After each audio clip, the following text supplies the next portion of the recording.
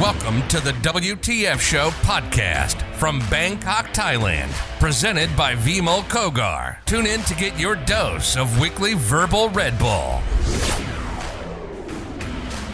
Okay, welcome everybody to the Wtf Show this week. Today we have lovely Ms Shruti Kothari. Hello Shruti, how are you doing? Hi, doing very well, thank you. And thank you for having me on your show. Shruti, tell me a little bit about yourself. All right, let's see. I was born and raised in Bangkok. I went to Bangkok Patna School, had a fantastic time there. Then I went to Brown University, where I studied both mathematics and classics. I fell in love with Latin while I was away and ended up living in Italy for a while and getting really into it, which was really an amazing experience. After that, I worked in New York for a while at a publishing house. I've always loved books, and that was just an amazing way to see how the industry worked. Then I went off to Scotland for my master's degree. I went to the University of St Andrews, and I did creative writing over there. And I think that's where I also fell in love with teaching, because I was teaching undergrads and postgrads creative writing as a part-time thing. And when I got back to Bangkok, I just kind of continued doing that, as well as obviously working other jobs. So I was at Masala for a while. I was the editor there. And then I switched in the last 6 or so months to strategy consulting and corporate finance. And boy, that's been an incredible ride. And I mean, I'm still learning. It's fantastic. Okay, so excuse my ignorance, but what is strategy consulting? Oh, it's a great question. I feel like most strategy consultants can't answer that, including myself. Not really. But basically, it involves decision making. It's to do with the decisions that very large companies make. So I work largely in infrastructure and in energy. And, you know, whether it's mergers and acquisitions, whether it's their COVID-19 risk mitigation procedures, whether it is the speeches a CEO should be making, investor relations, we're kind of supporting these companies in making some of their biggest decisions, just to make sure that they grow sustainably. Okay, I'll pretend I understand that, but That's what I do too. So what made you think about going into strategy consulting? It's a fantastic question. I got headhunted. Oh, there you go. Yeah, and you know what? It sounded like a great opportunity. I went in for the interview, really not thinking I would take the job. And I met my boss, who's intensely intellectual, which I really enjoy. And we had a fantastic conversation, and I thought, I really want to work with this person. And he's been mentoring me. He's been teaching me a lot about, you know, large companies, which I've never really worked around before now. So it's been fascinating. So if you were not to take name an example, can you just give us a little bit of a description about a project you might be on? Sure. Right now, I'm largely on COVID-19 risk mitigation. So we look at really large projects. We're talking multi-billion-dollar projects, especially around the Middle East.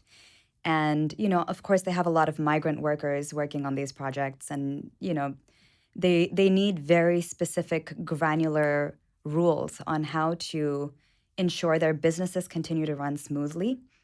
Because, of course, these workers need to be paid. They need to be sending money home. So in the interest of, you know, everyone's economic safety, these businesses have to keep running. They can't just shut down. But at the same time, obviously, every single life is precious. You don't want your workers falling sick. You don't want them at risk. So kind of balancing the health aspect and also the continuity of the business. Okay.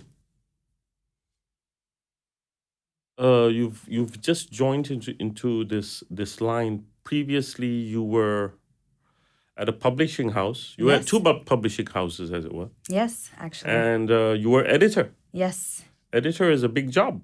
It was an incredible experience. And I mean, I still edit freelance. I edit books and things. I just really, really enjoy words. But it was this fantastic combination of knowing what was going on in my city, meeting the most interesting people who live and make this city work, and then writing about it, describing it to other people, sharing my experiences. And do you think Bangkok was are you inspired by the fact that you lived in Bangkok and you grew up in Bangkok and now your career path is, at least for now, in Bangkok? Is there something that you could say contributed the positive aspects of living in Bangkok that contributed to your career? Absolutely. So I've lived in many different places, yeah. And I never thought I would come back to Bangkok until I lived away. And when I started working elsewhere, I mean, my family is here. My home base is here. And at some point, you also have to leverage, the networks and experience that you have. And everything I had was over here. Like, I'm much more effective working in Bangkok than elsewhere because I know who to call for help. I know where to go for the best coffee. I know where to take my clients. I know the city in and out. So it really puts me at an advantage. I see your point. Mm-hmm. I didn't think about it that way, but I see your point. Yeah, it's fantastic. I mean, you're an expert, right? If you grow up here, you know this place. You are an expert. It's one of your skills.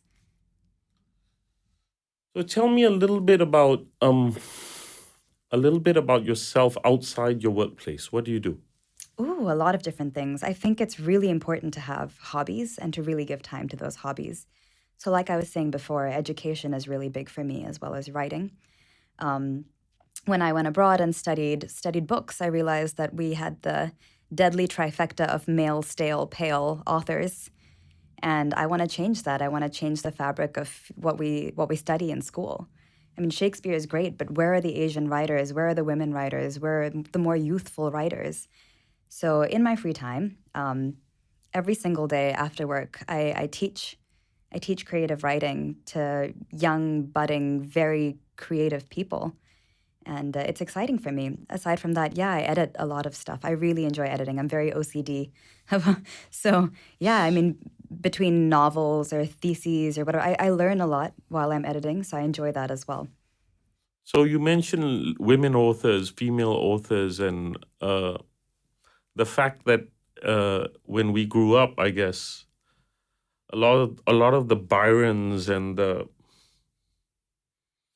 Gabriela Marquez and Salman Rushdie's, and if you go to the old stuff, the Shakespeare and the classics, you're right. All of it is male dominated. Yes, absolutely. Male dominated and always from the Western perspective.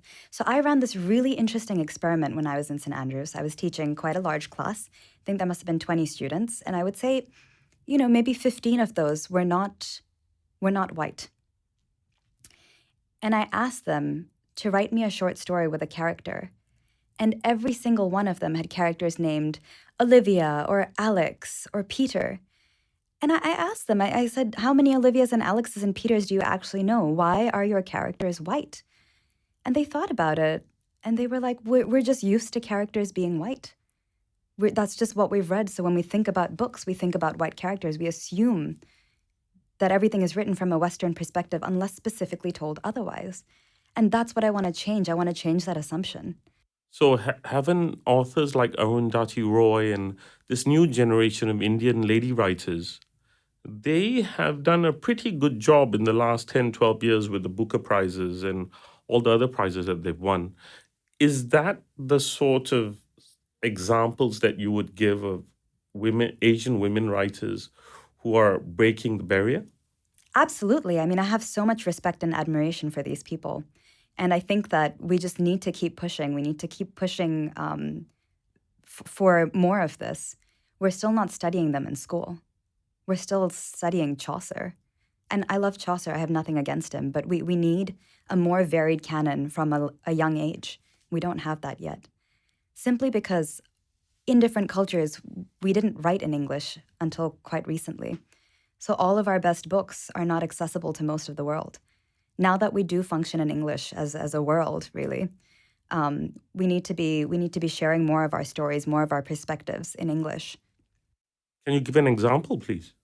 Of a book that maybe hasn't been featured in English, but can be a benchmark in terms of showing to the world the talent and the content that is available by Asian writers, maybe of the last century or before or after that, sort of can be an example of what we can replace with the Chaucers, the Byrons, and the Shakespeares.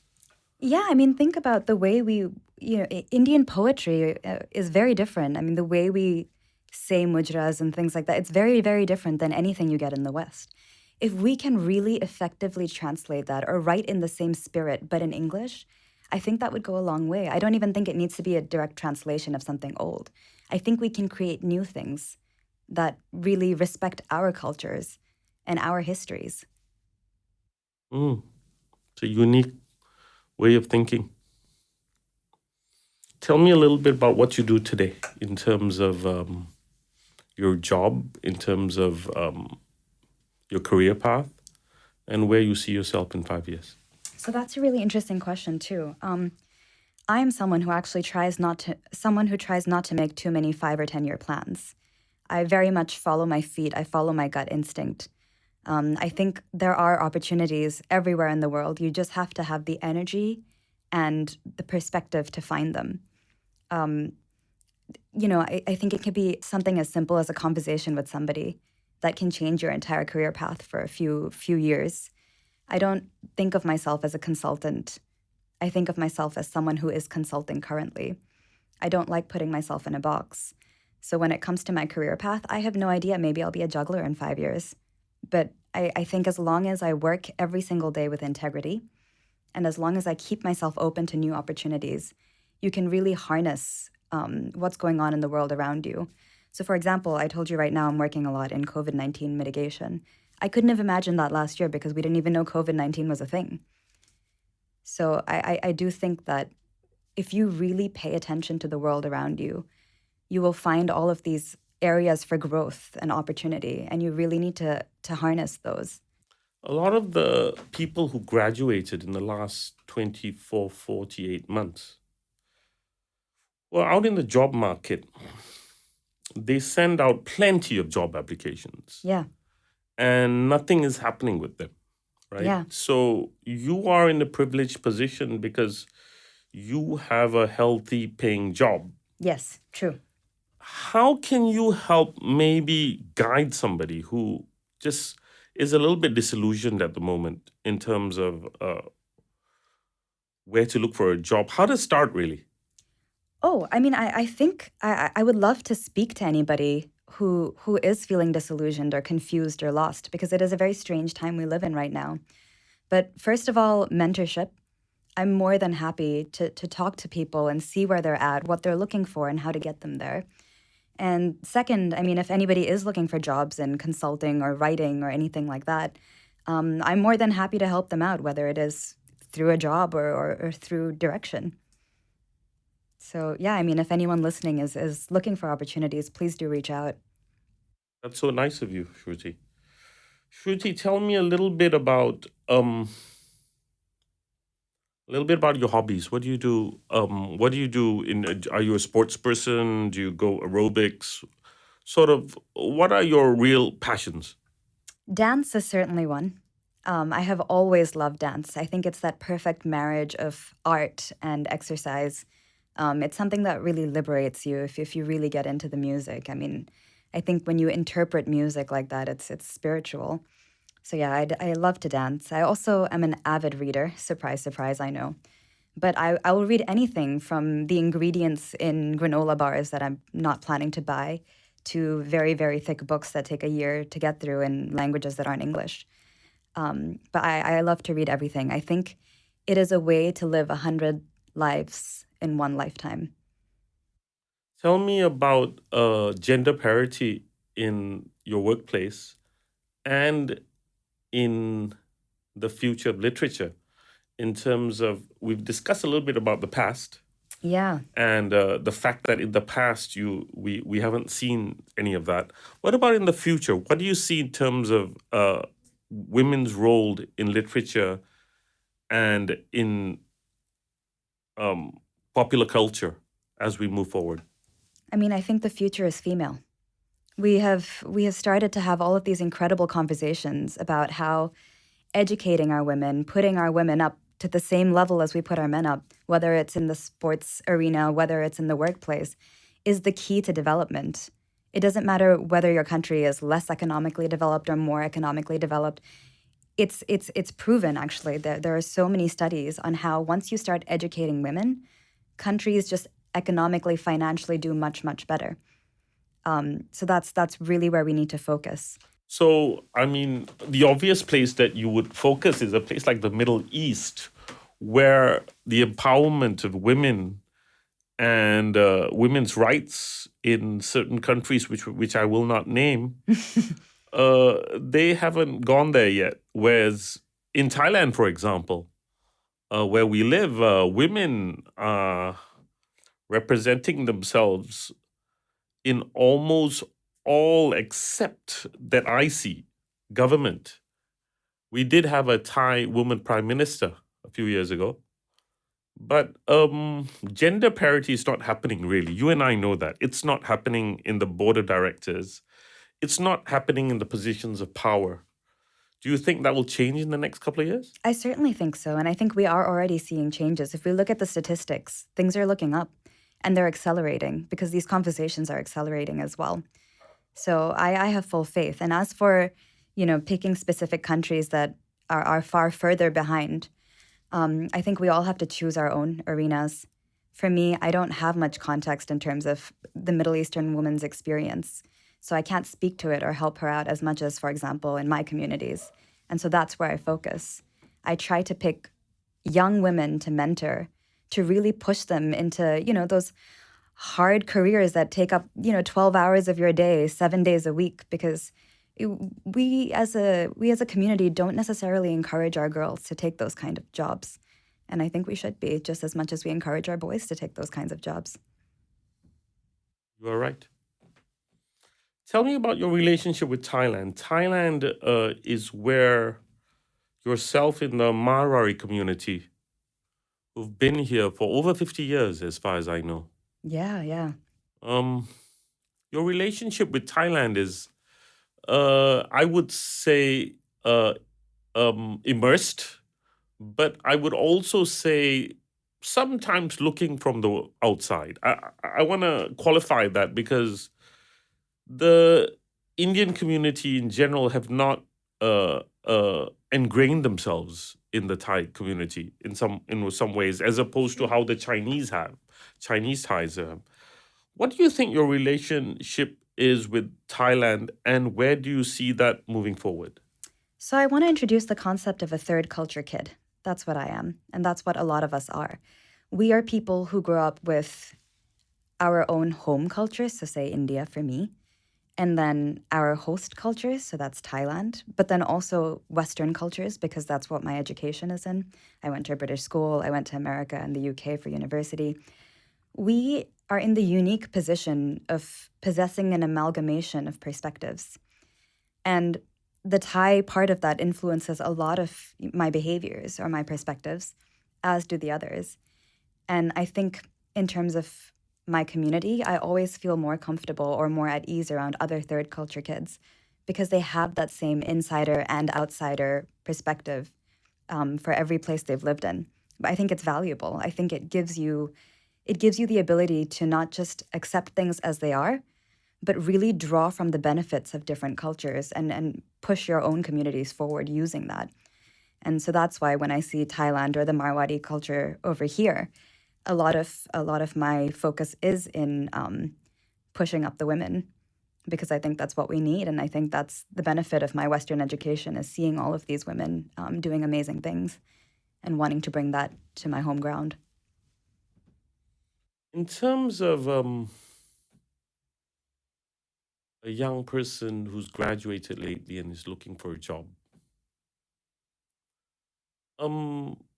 outside of the job market is it's almost at a standstill, I would say. Yeah. I mean, somebody at Marriott is not going to hire 100 people this year. It's not going to happen. More right? likely to fire 100 people, That's unfortunately. right. That's right. So, so you have this young talent out there, Yeah. and they are looking for a space. Yes. What would you say to them? Give me a perspective, a little bit of a comprehensive perspective of what space you think they could be in. I think it's really important to recognize that we're in a time of disruption. So say you come out of university and you have these very strict ideas of what it is that you want to be, let those go. Understand the world we're living in now, this new normal. We're never going to have a new normal. In fact, we live in a never normal society. Things keep changing. Now it's COVID. Next, it's going to be technology. I mean, there's this fantastic technology, AI, right now that may replace writers because all it needs is 1 or 2 sentences in your voice and it can just spit out entire pages. So what we need to do is we need to keep training ourselves to keep up with the times. It's no different now. COVID, it's one disruption. We've got climate change. We've got many other things coming up. So my best advice is to not just restrict yourself to the job market. Don't just restrict yourself to, Jobs DB and a couple of other things and applying everywhere. Really think about where you can add value in today's landscape and use those opportunities. Whether that's starting a cafe, whether that is going into, consulting about COVID, whether that is writing a book, using this time off to really introspect and think about things that are important to you. I think you have to think outside the box to survive in today's world. And that may not involve applying for jobs right now. It may involve something else. It may involve educating yourself, upskilling. There are so many courses out there that you can do remotely from home. Figure out where your gaps are, where are the holes in your knowledge and fill them up. At some point, though, you do need to bring home the daily bread. Yes. Shruti. Yes.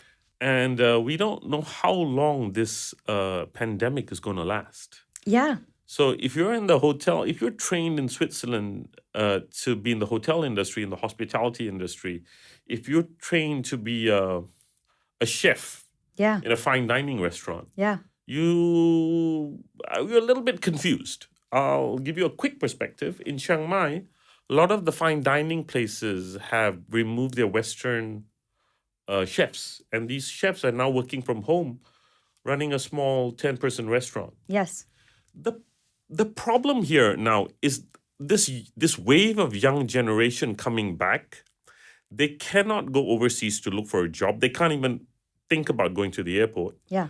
They cannot find a space within what they believed when they graduated they would be in. Yeah.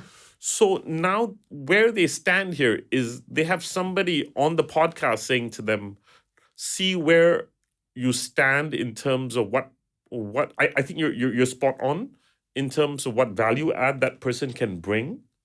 But you do have to admit, Shruti, for a young 21-year-old, it can be quite it's disillusioning. It's a very tough space to be. It's a frightening space to be in, and I absolutely acknowledge that it's difficult. But I think there's always opportunity for growth when things change, right? When the status quo has been disrupted, there are new spaces that are emerging, and what you need to do is find those new spaces. So, for example, say you're a Michelin-starred chef from Chiang Mai who got let go. Maybe you can offer cooking classes online to corporates, executives in different countries. Maybe you can use those skills in ways that you didn't imagine possible. You still have those skills. Those skills are still valuable. How can you transform that to really work for you now in this landscape? That's what you need to figure out. And that's why you've got mentors too. I mean, if you're 21, 22, you don't have to be doing this on your own. You've got support systems you can lean on, people you can reach out to, and you should be. You should be asking people for advice to try to get yourself where you want to be. I think that's the case with people now with this challenge that they're facing in life. They're facing also a lot of mental stress. Yes. And they need to come out of this. So I'm so happy today that you volunteered to speak to anybody who needs career advice. Oh, absolutely. Yes. So coming back to the point of mental health, the young generation looking for a space. Yeah. That space is uncharted. Like you said, it's a pandemic. We didn't expect it. Mentorship, I think, is a good word. And there is possibly a lack of tools that allow a young person to reach out to a mentor to give them good advice. Am I right? Or I mean, I definitely think you're right. There's space for growth here for sure. I'm involved in a couple of mentorship programs myself, and I think it's fantastic. I think it's really helpful. So more of that would be great. Okay, so as we wind up, couple of quick questions, Shruti. So we're called the WTF Show. So we're looking for a WTF moment in your life in the last 3 to 5 years, where it's sort of your direction in life sort of changed. It shifted.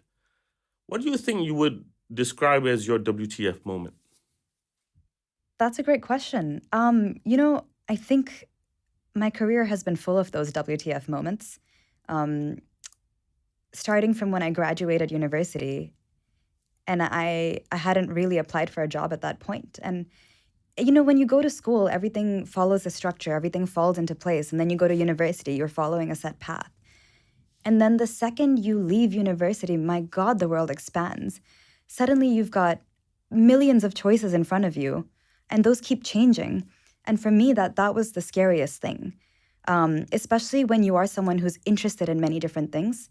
I think decision paralysis is huge. I wanna share an image. It's from Sylvia Plath, actually, a great writer. But it's this woman, and she's standing under a fig tree, and she's looking at all these ripe, juicy figs. They're all amazing, to the point where she can't decide which one she wants to eat.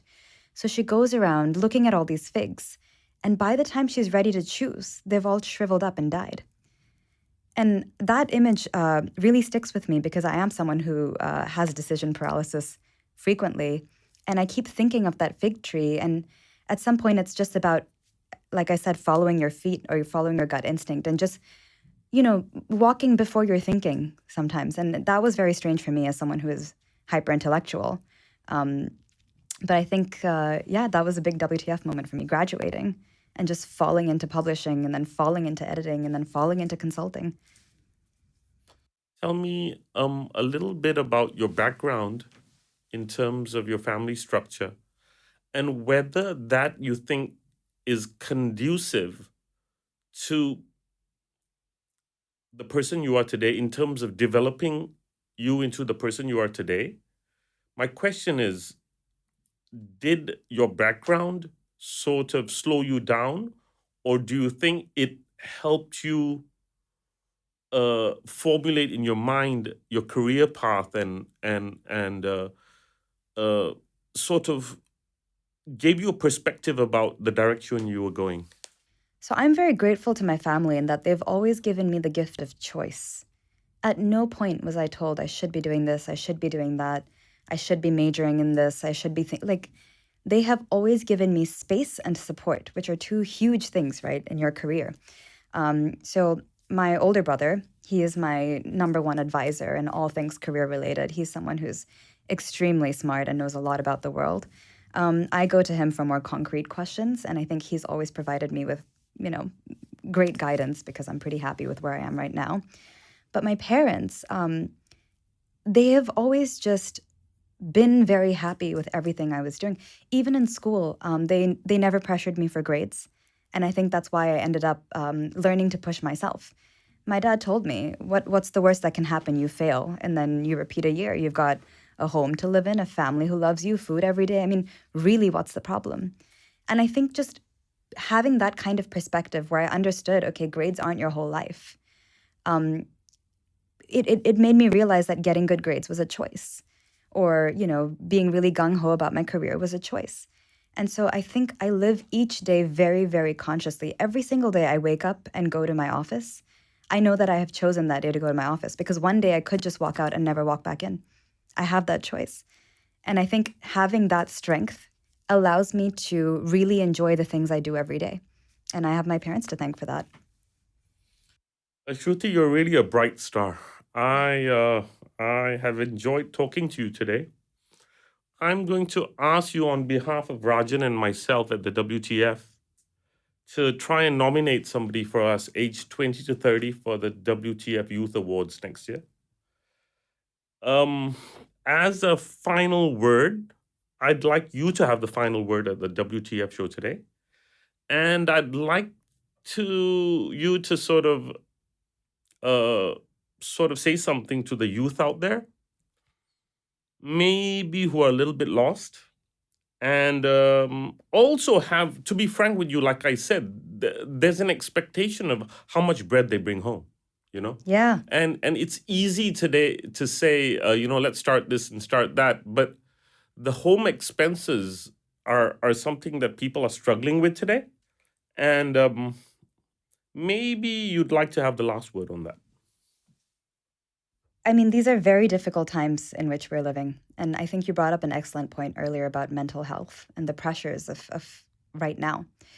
I think what I find personally helpful is trying to really have an attitude of gratitude, where I try to think of not the things I don't have right now or the things that are really suffering, but the things that I do have and the things that I can work on or work towards, given what I have. At the end of the day, you are really bright, you are educated, you have a lot going for you, even though the times don't make you feel that way. So I think try to relieve some of the pressure on yourself just by reminding yourself that you are not just defined by what you do, right? Who you are is very different than what you do. So give who you are some time, and eventually the what you do will fall into place. Excellent advice. Shruti, I'm so happy that you came on the show today. And can I ask you, if somebody contacts us at the Wtf Show to get in touch with you, would you be open to that? More than happy, absolutely. In Okay. fact, I don't think I'd feel very popular, so please do reach out. Okay, so thank you everyone for joining us at the WTF today. And we will catch up with you next week. Have a good weekend. Bye. That's it from the WTF Show. Vimol and the team from WTF Show would like to thank all our sponsors. Tune in next week for another great gig with people making a difference to your future. For advertising spots, go to the WTF Show IG page and get more info, or contact Vimol at 6681 616 5987.